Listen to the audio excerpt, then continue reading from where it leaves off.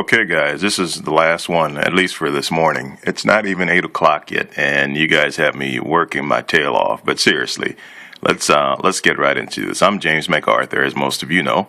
I am the managing editor, founder of the Baltimore Spectator, which you see before you. That's the current shot.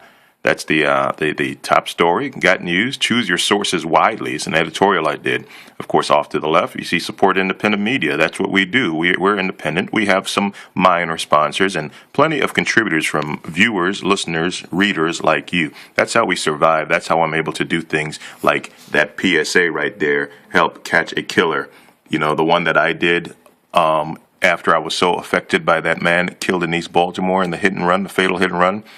You know, WBAL, they did a story on it, and no one else did for quite a while. Then Fox caught up, and eventually Monday, of course, I think the Sun did something, and the police department, Jeremy Silbert, actually went on, you know, he did the BPD TV and made an appeal to catch the hit-and-run killer. Of course, a couple days afterwards, the leads are a lot colder.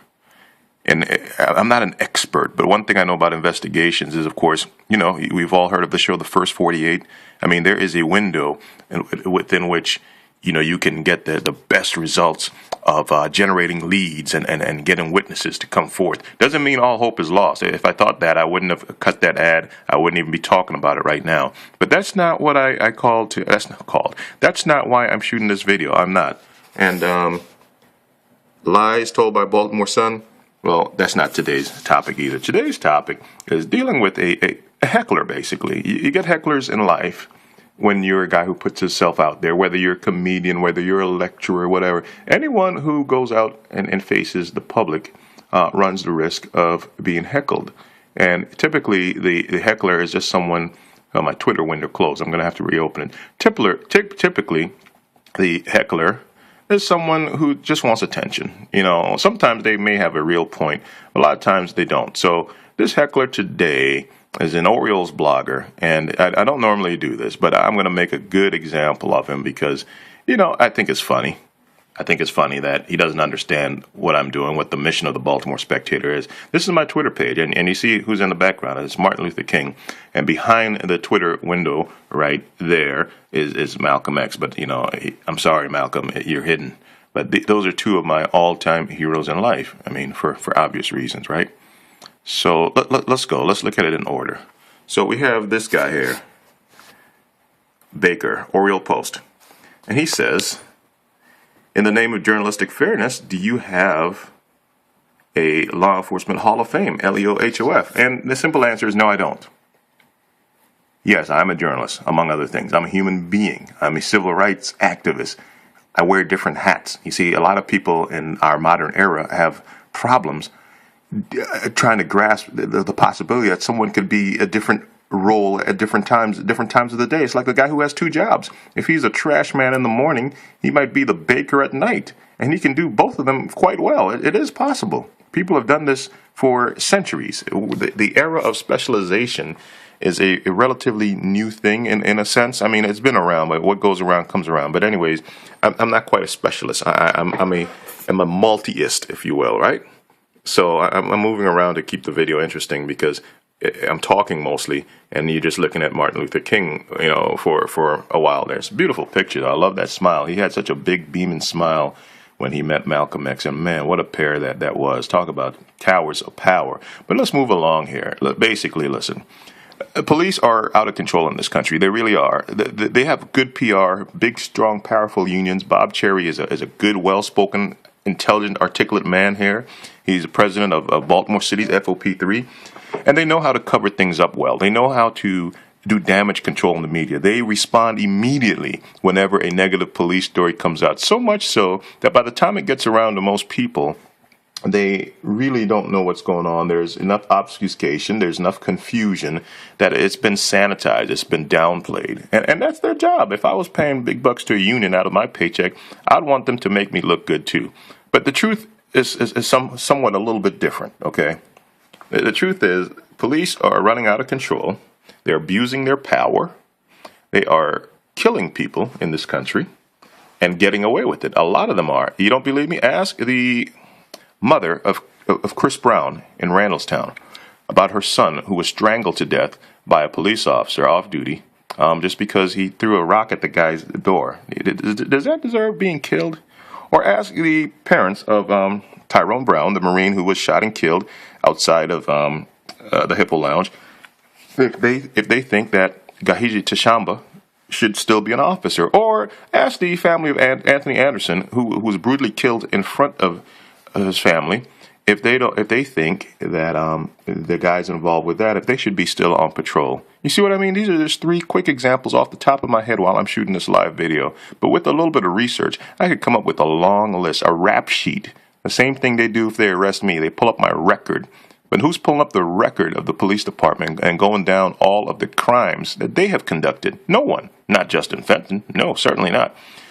I want you to look at this picture very closely. It's a picture that you've probably never seen. That's on Gwynns Falls Road. That's a wreck. The wreck is a result of a police chase. The same kind of chase we're told are not supposed to happen in Baltimore City because of what you're looking at, because they cause extensive property damage, because they risk human life. Chases should not be done except in the most extreme cases of trying to apprehend a violent person. And even then, there are times when the effort may not be worth the results. And they'll slip up. There'll be another opportunity to catch them. But in the meanwhile, it's probably not worth killing innocent people to catch a criminal. What have you accomplished? So you catch a bad guy, but you kill some more innocent people. It's a net loss. But that's why we're told we don't have a chase policy. There's a no chase policy in the city. Yet still, I covered things like this. No one else covered it. I put it on my website. No one picked it up. This thing caused tremendous property damage. The red car there was the car the bad guys were driving, I think, and they crashed into these other cars. And there were many more cars they sideswiped and hit along the way. But I'm just showing you this one picture right now.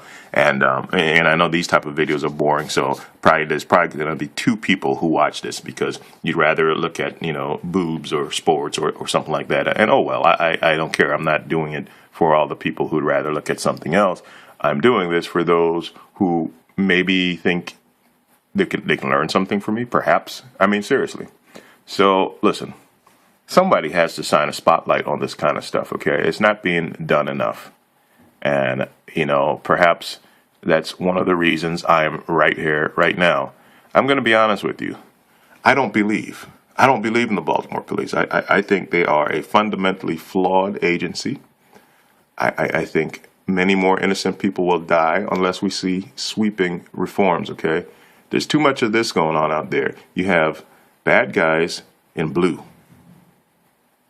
They're killing people and getting away with it. That's not good. That's not America. That's not the free state of Maryland. I mean, it makes no sense. You have guys like this right here in Maryland, but this is the guy in Cambridge, Massachusetts, who arrested Dr. Skip Gates for trying to break into his own house. I've lost my keys before, misplaced them, and I've stayed outside on my porch, daring not to even try to break into my house at night because I fear Baltimore police mishandling the situation. At best, I would be arrested. At worst, with these jokers here, probably killed. So I rather just stay outside in the cold and deal with it all, okay? Listen, I'm not a wimp. I'm a pretty serious guy. And I know how to fight, okay? But I'm not trying to fight a bunch of thugged out goons who just happen to have a uniform and a badge and a gun. That's not my thing, okay? So let's get that straight. But I'm going to continue here with the slideshow. I'm not anti-cop. I'm anti-bad cop, anti-crooked cop. There are guys like this guy here. Let's pull him up. You probably don't know who that is. That's Anthony Ph.A.L, Detective Ph.A.L. His mouth is on a baby bottle, and his mouth is on a pitcher of beer, a glass of beer. And it's real beer. He's a detective, homicide detective in Baltimore. Well, no, he's been transferred to Eastern Division. He's a district detective there. But that's Anthony Ph.A.L, who, of course, is about to be on trial for faking an injury. He's being charged with shooting himself in the leg and alleging that an unknown, unidentified black man did it to him. There was no evidence or ballistics to support that anyone else shot Mr. Ph.A.L. but we will allow him to have his day in court. So for now, he is merely a nominee in the Law Enforcement Officers Hall of Shame, but he's certainly not inducted, because we do believe in fairness, unlike some of the creepy cops out there. Okay? That's me on the right. Bad lighting. You can't quite see it. Let's see if I get a better angle. No, it doesn't work. Of course, that's former Police Commissioner Bielefeld. And that's Larry, the celebrity cab driver, my on-air partner. Well, mostly behind the scenes. I just finished interviewing Commissioner Bielefeld in studio. And we had a good time, I think. I don't know if Bielefeld had a good time. He should have. I went fairly easy on him, as Justin Fenton pointed out in a piece he wrote in The Sun. But I'm not anti-cop. I wouldn't sit down with him to interview him if I was. Going to show you a couple more pictures before I leave. You see, this is my biggest problem. Right, come on. Computer's falling asleep. It's not awake yet. This is my biggest problem, see? I grew up with that. And they're still around. I grew up with these guys that looked just like that. They were white, coming around my neighborhood, following me around, beating me down, arresting me with the attitude, I'm going to kick your ass and get away with it. And sometimes they almost literally said that verbatim. We don't need that in Baltimore. We don't need that in these United States. We just don't. But guess what? The average white guy growing up didn't experience it nearly to the level someone like me did. So you wonder, why is this guy talking about this so much? Why does he think it's such a big problem? Because it is. It's a big problem for us. Maybe not for you. But does that make it okay? Martin Luther King said, injustice anywhere is a threat to justice everywhere. Now the creep cop problem is starting to creep on over to affect all peoples. But it was a problem mostly confined to the black community for a long time. There's a better shot of two of my biggest heroes. I'm just going to take a moment of silence, man. Just looking at these guys, I really am in awe. I could only hope to accomplish a tenth of what they did in their short lifetimes, both of them dead by 40. Isn't that incredible? Now, you're looking at different pictures here in my picture gallery. I'm not going to pull them all up. If you're getting a decent glimpse of it, oh well, just consider that you're getting a peek behind the scenes at MacArthur Media headquarters. But don't worry, I will do maybe a few more of these before we close here. Here's a nice, fun picture. Pull that up. Come on, computer, wake up. Let's go. The people are waiting. That's in studio, at my studio. That's Scola from the famous group Drew Hill out of Baltimore. Of course, that's me. And of course, there's Larry, the celebrity cab driver. But Scola is a really good R&B singer. He's no longer with the group.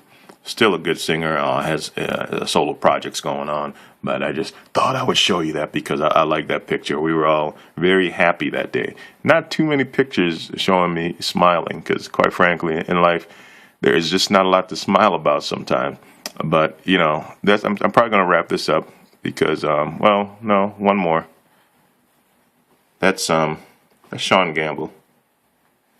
Sean Gamble was killed in a huge, massive shootout, so to speak, outside the Select Lounge by Baltimore police.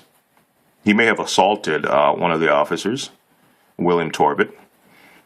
But what happened next, of course, led to his death, led to William Torbett's death, led to a whole bunch of rounds being fired at the police, and no one was really, by the police, and no one was really shooting back at them.